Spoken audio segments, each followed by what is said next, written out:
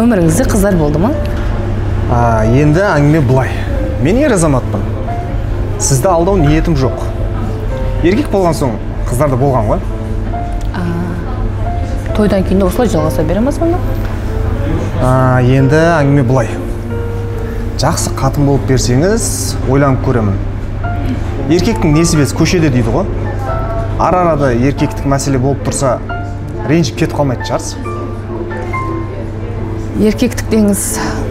Енді сіз өзіңізді қандай адам екеніңізді мені де жақсы білесіз. Ендеше мен сізге бір сұрақ қояйын. Егер адамгершілікпен жауап беретін болсаңыз, мен тұрмыс құруға разымын. Жарайды, қойыңыз.